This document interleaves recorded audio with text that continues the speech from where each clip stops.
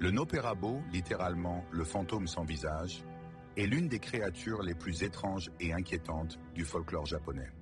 Contrairement à beaucoup d'esprits, il n'est ni violent ni particulièrement maléfique. Son unique caractéristique, et ce qui le rend profondément effrayant, est son absence totale de visage. Imaginez croiser quelqu'un la nuit, peut-être un passant ou même un ami, et soudain, ce visage familier devient parfaitement lisse. Plus d'yeux, plus de nez, plus de bouche. Juste une surface pâle et vide qui vous fixe, ou semble vous fixer. C'est cette absence d'expression qui provoque un sentiment d'horreur immédiat et profond. Le Nopperabo apparaît souvent dans des lieux isolés ou sombres, des ruelles, des chemins de campagne, des parcs tard le soir.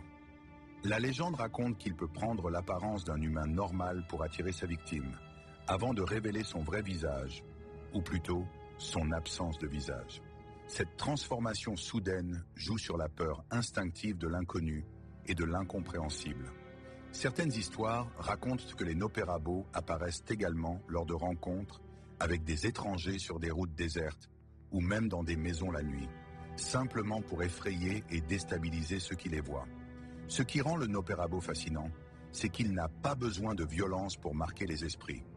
Sa présence seule suffit à créer un traumatisme temporaire.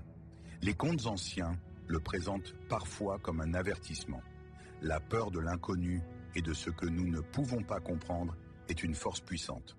Dans certaines versions, le Nopperabo est lié à des esprits vengeurs ou à des transformations surnaturelles de personnes décédées, mais la plupart du temps, il reste un simple esprit qui joue avec la peur humaine.